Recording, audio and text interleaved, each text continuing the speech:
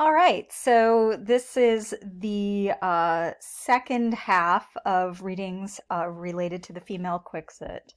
And I wanted to mention some of the scenes in Bath when Arabella arrives. Bath, as I mentioned in the conclusion of the last mini lecture, was a very fashionable town where people would go. And so when Arabella arrives in Bath, she goes to the pump room, which is still there today. You can go there. You can have a bath bun and some of the mineral water, which I think is not especially tasty. So if you have your book with you, you can pause and grab it and go to page 262. And I will read a little bit to you and then discuss. So Miss Glanville, right, their cousin, pressed Arabella to go to the pump room the next morning, assuring her she would find a very agreeable amusement.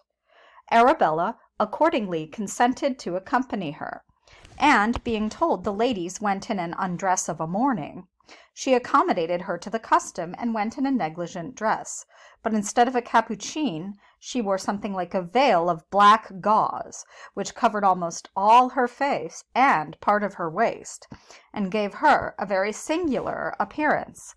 So it seems that Arabella was told to wear mourning clothes and wore what looks like Mourning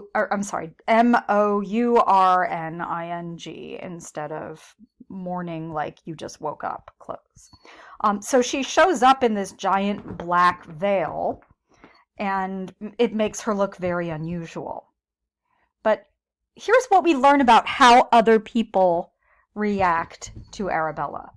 Miss Glanville was too envious of her cousin's superiority in point of beauty to inform her of any oddity in her dress, which she thought might expose her to the ridicule of those that saw her. And Mr. Glanville was too little a critic in ladies' apparel to be sensible that Arabella was not in the fashion.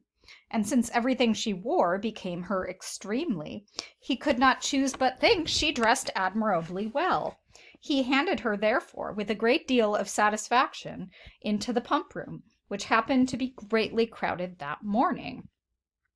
So Miss Glanville, sees that Arabella is wearing a totally inappropriate outfit. But just to give herself a little bit of a one up, she goes, "You look great. Let's go." And Mr. Glanville is like, "Wow, you look gorgeous in everything. I don't know what fashions are for women." So he's happy too. Arabella's transgression, shows that Miss Glanville is kind of petty and jealous and unpleasant, but that Mr. Glanville desires her and uh, is open-minded about her appearance and her ideas. So, here are two characters whose foibles we learn from their response to Arabella. My cat's chasing something and making noise. So then it says the attention of most part of the company was immediately engaged by the appearance Lady Bella made. Strangers are here most strictly criticized, and every new object affords a delicious feast of raillery, which is sort of, oh my goodness, the cat is wild, and scandal. Raillery is sort of mockery but gentle. The ladies, alarmed at the singularity of her dress, crowded together in parties, and the words, "Who can she be? Strange creature, ridiculous," and other exclamations of the same kind were whispered very intelligibly, so people weren't even subtle. The men were struck with her figure, veiled as she was, her fine stature, the beautiful turn of her person, the grace and elegance of her motion attracted all their notice. The phenomena of the veil, however, gave them great disturbance. So lovely a person seemed to promise the owner had a face not unworthy of it, but that was totally hid from their view. For Arabella, at her entrance into the room, had pulled the gauze quite over her face, following therein the custom of the ladies in Clelia and the Grand Cyrus, who, in mixed companies, always hid their faces with great care.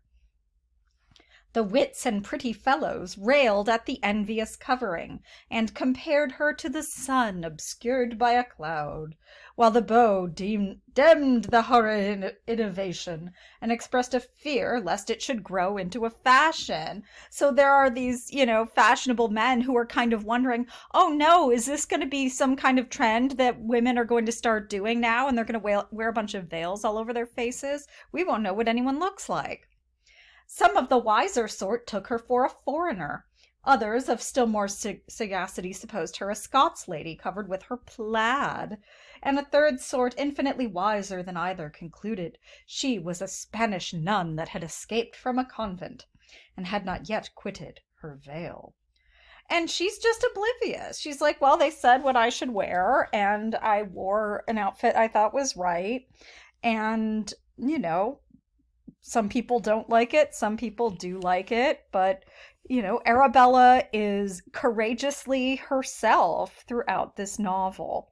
And although on the one hand you can't live your whole life in your own little world, there's a large amount of privilege that enables her to do this. I mean, if you do grow up in a castle, of course, then you can identify with princesses.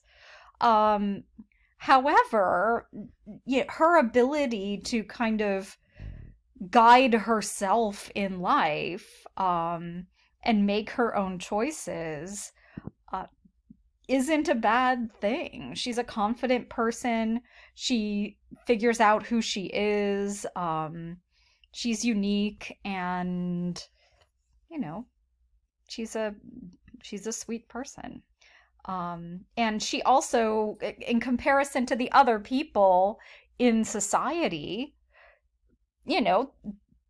many of them show themselves to be petty and shallow and superficial in a way that Arabella, ironically, is not.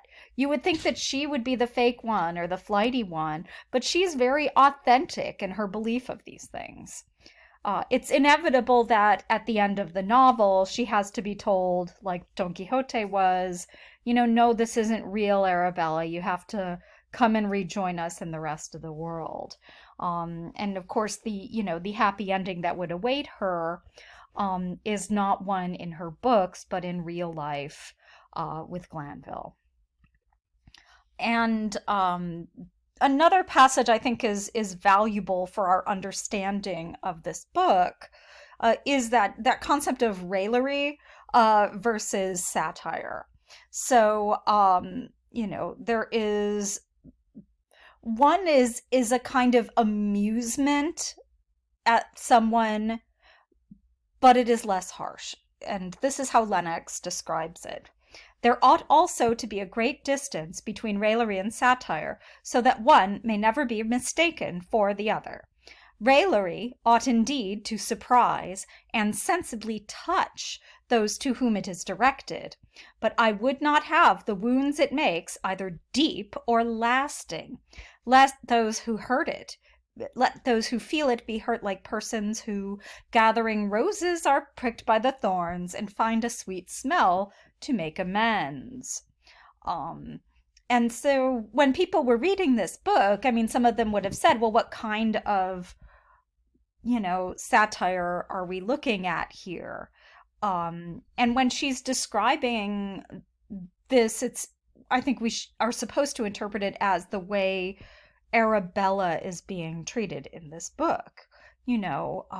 She shouldn't be wounded in a deep or lasting way for the childhood that she has had, the upbringing that she has had, and, for the way she has responded to the trauma of growing up isolated and kind of without a lot of direction or without a lot of mentorship. She's just encouraged to read all these romances that belonged to her late mother. And so when she's finally turned around, this is about making amends. This isn't about her issues as being overly harmful to others. Although, I mean, we can certainly find some examples that are problematic, especially with regard to servants, throughout the novel. But I do think that the bottom two questions that I'm posing are important to think about. Why do you think this passage has to distinguish between raillery and satire? And do you think Lennox intends this work as, sorry, as not our raillery or satire? Um, and one thing I do believe, and that I would encourage you to think about, is who is being satirized?